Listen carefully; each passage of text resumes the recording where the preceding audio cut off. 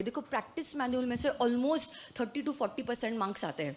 तो कुछ स्टूडेंट्स पूछते हैं मैम सिर्फ क्या प्रैक्टिस मैनुअल पढ़ के चले गए तो चलेगा? नहीं, देखो सिर्फ प्रैक्टिस मैनुअल पढ़ना और जाना will only fetch you around 40 marks, but scoring 40 marks is not our aim my dear friends. अगर हाँ ऐसा कुछ टॉपिक है जो आपको रीड करने के बाद समझ में नहीं आ रहा है तो फिर आप प्रैक्टिस मैनुअल को और रिफर करो, देखो कि एग्जामिनर कैसे सवाल पूछा है, पास्ट एग्जामिनेशन में कैसा आया है, इंस्टीट्यूट कैसे चाहता है कि आप कैसे जवाब लिखो, उसके लिए आप रिफर कर रहे हो प्रैक्टिस मैनुअल, वो अलग बात है।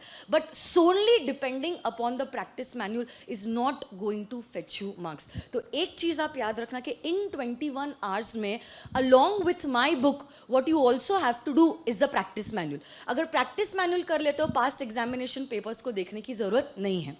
साथ ही साथ जब एग्जामिनेशन में आप जाओगे 4 नवंबर को 2 बजे जब आपका पेपर शुरू होगा, आपको एग्जामिनेशन के मोमेंट पे क्या सारी चीजों का ध्यान रखना है। पहली बात तो try to attempt 100% of your paper, ये बात आप ध्यान में रखना। कुछ पास स्टूडेंट्स जिनको बहुत अच्छे मार्क्स मिले लॉ में, उनसे मैंने बात की थी, कुछ रैंकर्स मैंने उनसे बात की थी, उन्होंने मुझे क्या कहा, मैम हर कोई पेपर में हमने कोशिश की है कि हम 100 मार्क्स जो है उसमें लिख पाए।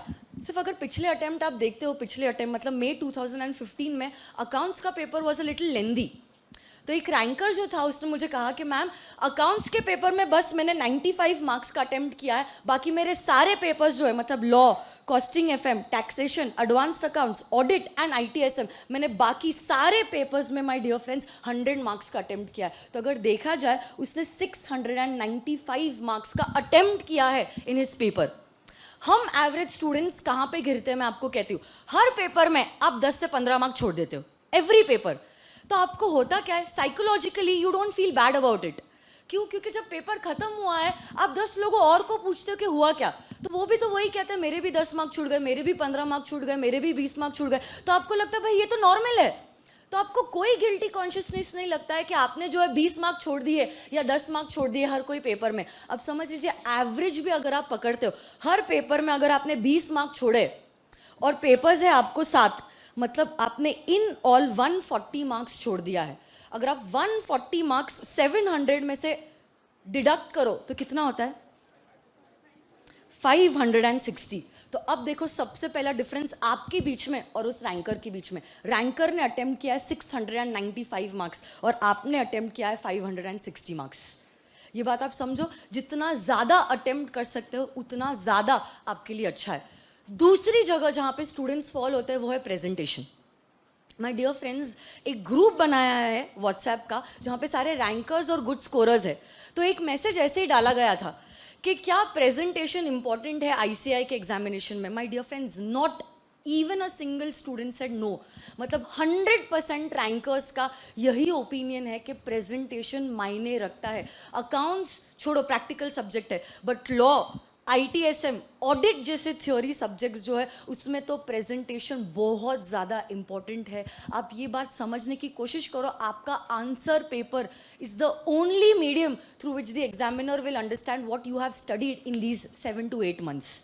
आपको यही नहीं समझ में आता है कि आपने क्या लिखा है, आप क्या एक्सपेक्ट करते हो कि एग्जामिनर क्या रीड करेगा और आपको क्या मार्क्स देगा। Presentation is very much important. बहुत सारे स्टूडेंट पहले 1 घंटा ऐसे लिखेंगे, ऐसी हैंडराइटिंग रहेगी जैसे कि पता नहीं, देखने के बाद पता नहीं खुद की नजर ना लग जाए, और लास्ट 15-20 मिनट्स का पेपर ऐसा रहेगा, ऐसे आप लिखोगे आपको खुद को समझ में नहीं आ रहा है आपने क्या लिखा। How can you expect that the examiner will read, will understand and will give you marks. Presentation बहुत ज्यादा इंपॉर्टेंट है। देखो मैं डेकोरेशन की बात नहीं कर रही हूँ, मैं बात कर रही हूँ प्रेजेंटेशन। एटलीस्ट इतनी एलिजिबल आपकी हैंडराइटिंग होनी चाहिए कि एग्जामिनर को समझे आपने क्या लिखा है, ये बात आप समझो। So please be very careful even on your presentation. मैंने क्लास में भी कहा था और मैं वापस से दोहराना चाहती हूँ, लॉ में 2 तरीके से सवाल आते हैं। एक तो डायरेक्ट थ्योरी क्वेश्चन होता है और दूसरा होता है questions in the form of a case study. तो अगर डायरेक्ट थ्योरी, जैसे कि एग्जामिनर ने पूछ दिया what are the characteristics of a company, my dear friends, अगर सपोज ये आपका आंसर पेपर है, आप लोग जानते हो मैंने तभी भी कहा था, बट मैं वापस से ये दोहराना चाहती हूँ, divide your answer paper into 3 columns और फिर शुरुआत कीजिए लिखने की कि answer number 1 characteristics of company are as follow, फिर 1 लिखो ट्रांसफरेबिलिटी ऑफ शेयर्स, फिर 2 ownership is separate from management, 3 liability is limited, 4 there is a common seal, 5 there is perpetual succession वगैरह वगैरह। ऐसे करके आपको पहली बात तो पॉइंट वाइज फॉर्मेट में सारे आंसर्स देने होंगे। जहां तक हो सके give every point a heading, जैसे कि यहाँ पे ट्रांसफरेबिलिटी ऑफ शेयर्स, फिर आप उसका एक्सप्लेनेशन देना शुरू करना कि if it is a public company shares are freely transferable, but if it is a private company shares are transferable but there are certain restrictions attached to it. जहां तक हो सके give every point a heading. और अगर examination में question पूछा है in the form of a case study, so as all know case study के क्वेश्चंस में तो आपको आपका आंसर 3 हिस्सों में डिवाइड करना है। सबसे पहला हिस्सा जो है आप लिखोगे फैक्ट्स, दूसरा हिस्सा जो है वो है issues, and lastly you will conclude the answer by giving the conclusion. यही तरीका होगा आपका प्रेजेंटेशन का इन द एग्जामिनेशन। अब देखो, law is legal language. I'm very sorry but my dear friends you have to stick to the legal language. देखो ethics और communication में अगर आप खुद के language में लिखो तो भी कोई दिक्कत नहीं है। Even if you give your own explanation there is no problem in ethics and communication. But as far as law is concerned I'm very sorry but my dear friends you have to compulsorily stick to the legal language. देखो होता क्या है, institute लिखता कुछ है एक मतलब रखते हुए, आप समझते हो कुछ और मतलब रखते हुए, और आप लिखते ही हो कोई तीसरा मतलब लिखते हुए। अब ऐसे केस में how can you expect that the examiner will give you marks? और फिर एग्जामिनेशन के बाद जब आप आते हो और कहते हो मैम लॉ में तो बस एग्जाम्शन है, 60+ मार्क्स मिले गए, पूरा पेपर जो है वो अटेम्प्ट किया, आप देख ही लेना गारंटी के साथ पास हो जाऊंगा मैं, और जब रिजल्ट आता है 30, 35, 40, 42 बस उतने मार्क्स मिलते हैं। तो ये डिफरेंस क्यों है? क्योंकि माय डियर फ्रेंड्स आपको लगता है कि जो आपने लिखा है वो सही है, बट वो सही होना चाहिए इन द रियल सेंस। आप सिर्फ हेडिंग करेक्ट देके आ गए, मीनिंग कुछ भी लिख दिया, तो ऐसे केस में examiner how can you expect that the examiner is going to give you marks? पूछ लिया क्वेश्चन एग्जामिनर ने, what is the importance of communication, लिख दिए बस ऐसे टाइप क्वेश्चन का आंसर। अब ऐसे केस में अगर आपको लिख रहा मैंने इतना लिखा, सब सही लिखा, फिर भी मार्क्स नहीं मिले, इंस्टीट्यूट जो है मैनिपुलेट करता है, ये तो चीटिंग करता है, तब ऐसे केस में गलती इंस्टीट्यूट की नहीं है, गलती आपकी है। कुछ स्टूडेंट्स पूछते मैम क्या मैनिपुलेशन होता है? जवाब होगा यस, मैनिपुलेशन होता है, स्टैंडर्ड डिडक्शन भी होता है, स्टैंडर्ड एडिशन भी होता है। बहुत सारे स्टूडेंट्स को मैंने पिछले अटेम्प्ट में कहा था आपका जो आंसर पेपर है उसका कार्बन कॉपी मंगवाना, तो मैंने खुद ने देखा है ऐसे मार्क्स जो है वो 42 टोटल आया 42, फिर क्या हो गया -5, तो जो मार्कशीट है उसमें कितने मार्क्स आ गए? कितना मार्कशीट है उसमें मार्क्स आ गए 37। बट ये बात समझ लो कि अगर स्टैंडर्ड डिडक्शन हुआ है सिर्फ आपके पेपर के लिए नहीं हुआ है, even the ranker who has scored से 70 मार्क्स इन लॉ, उसका भी स्टैंडर्ड डिडक्शन होके उसको एग्जामिनेशन के मार्कशीट में 65 मार्क्स ही आए हैं। तो अगर इनजस्टिस हुआ है सिर्फ आपके साथ नहीं हुआ है, सारे देश भर के जो स्टूडेंट्स हैं उनके साथ इनजस्टिस हुआ है। So what we are suppose to aim at is not only passing, देखो क्योंकि ये स्टूडेंट तो पास हो चुका है 42 मार्क्स के साथ, what we have to aim is that we have to get ahead of the crowd। क्योंकि अगर 100 में से आप फर्स्ट 15 स्टूडेंट्स में से हो तो ही आप समझ लो you are going to clear, otherwise you are not going to clear the examination. तो 2 चीज़ों का ध्यान रखना, एक तो लॉ के पेपर में, law only for law you have to stick to the legal language. कभी कभार कुछ शब्द होते हैं जो की वर्ड्स होते हैं, जैसे कि मेरी बुक में जो भी सारे मैंने ब्लू में वर्ड्स लिखे वो सारे की वर्ड्स है। एटलीस्ट अगर आप पूरा वर्ड टू वर्ड नहीं लिख सकते, कोई नहीं लिख सकता, आइंस्टाइन का बाप भी ये सारी चीज़ें याद करके नहीं लिख सकता है, तो आप क्या, हम और आप तो एवरेज स्टूडेंट्स हैं, हम लोगों को तो पॉसिबल है ही नहीं सारी चीज़ें को रिकलेक्ट करके लिखने के लिए। But at least my dear friends जो की वर्ड्स है या जो इम्पॉर्टेंट वर्ड्स है उन वर्ड्स को आपको याद करके इन एग्जामिनेशन में लिखना है। एटलीस्ट मेरी बुक में जो भी ब्लू में वर्ड्स प्रिंटेड है वो वर्ड्स को आप स्टिक करते हुए अपने खुद के वर्ड्स में अगर आपने सेंटेंस फ्रेम भी कर दिया तो चलेगा। बट सिर्फ ये चीज़ का ध्यान रखने कि अगर आप आपके ओन लैंग्वेज में सेंटेंसेस फ्रेम भी कर रहे हो, मतलब नहीं पलट जाना चाहिए, मतलब वही होना चाहिए जो इंस्टीट्यूट चाह रहा है कहने के लिए, या जो लॉ में लिखा है वही मतलब होना चाहिए। देखो लॉ की लड़ाई तो बाद में है, सबसे पहली लड़ाई तो इंग्लिश से है। वोकैबुलरी क्या है, ग्रामर क्या है, तो इसीलिए you have to be very careful on your language also. देखो प्रैक्टिकल सब्जेक्ट में आपकी ग्रामर या आपकी वोकैबुलरी इतने काम में नहीं आने वाली है, और एग्जामिनर को समझेगा भी नहीं आप कितने स्ट्रांग हो या कितने वीक हो इस पर्टिकुलर लैंग्वेज में। बट थियोरी सब्जेक्ट में माय डियर फ्रेंड्स आपका कोई चांस नहीं है बचने का। थियोरी सब्जेक्ट में तो पहले क्वेश्चन से ही एग्जामिनर को समझ जाएगा कि आप कितने पानी में हो या आप कितने पास होने वाले हो या फेल होने वाले हो। So have to be very careful whenever you are framing the answers. और एक चीज, लास्ट चीज, जब कभी भी आपका आंसर क्वेश्चन पेपर आपके हाथों में आता है, ऐसा नहीं है कि क्योंकि question 1 compulsory, start with question 1 only.